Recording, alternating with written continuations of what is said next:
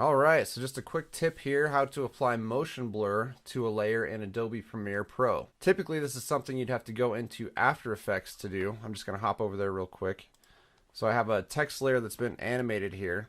You can see in the midst of that animation is when the motion blur is applied, and if I back out of that animation, it's just sitting as it normally would. There's no motion blur, it's just static. But once it's in motion, as it normally would appear in real life, it's a little bit blurred. That's motion blur. So that works well in Adobe After Effects, but in Premiere there's a way to do this as well, which works a little bit differently, but still it gets the job done in most cases. So hopping back over to Premiere Pro, you see I've got a couple of text layers here for examples. On top, this layer has motion blur applied to it, and the bottom obviously no motion blur. And it is in the middle of an animation right here. If I drag this playhead, you can see that as those layers are both in motion, only one of them has the motion blur applied, and when they both stop, they both look normal. When they're not in motion, just as in real life, like After Effects, they would not appear to have motion blur. So that's what I like about how this effect works in Premiere Pro, is that it's very similar to After Effects and to real life in that way. It responds when the objects are in motion, so there's no need to apply some different kind of blur and add keyframes to it. It just naturally blurs only when your layer is in motion. So that's good. So I'm going to go ahead and delete these layers, and we'll create a new one and see how this works. So with my text tool, I'm just going to type some text, and then we'll move that to the right side of the frame. And now we're going to want to go into the effects area, and in effects I'm just going to type transform. Alright, and it's here. This is the effect that we want, transform, in the distort folder right underneath video effects. So I'm going to go ahead and drag that to my layer, and this is where we're going to do all our work in order to make this motion blur effect work, all in this effect transform.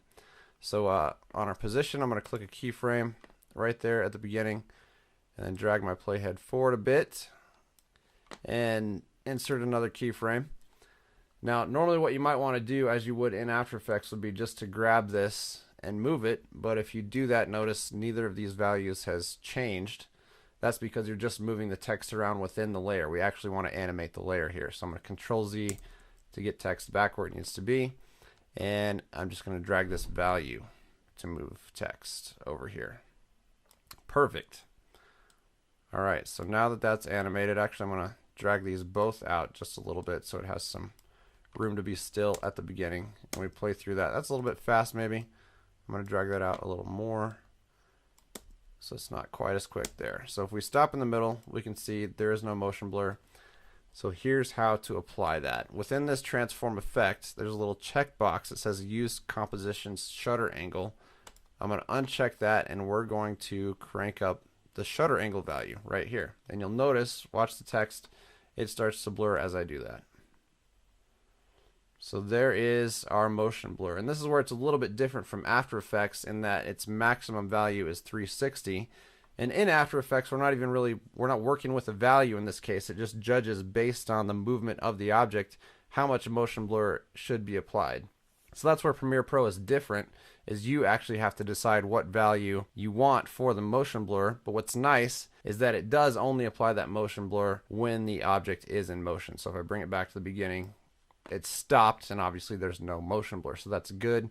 That's how it would appear in real life. So I like how that works. I don't like so much that you have to decide the value. I think it should be decided based on the speed, which it is in After Effects, but this is what we have in Premiere Pro, but good enough in most cases to do what we want it to do. That's how it works in Premiere Pro.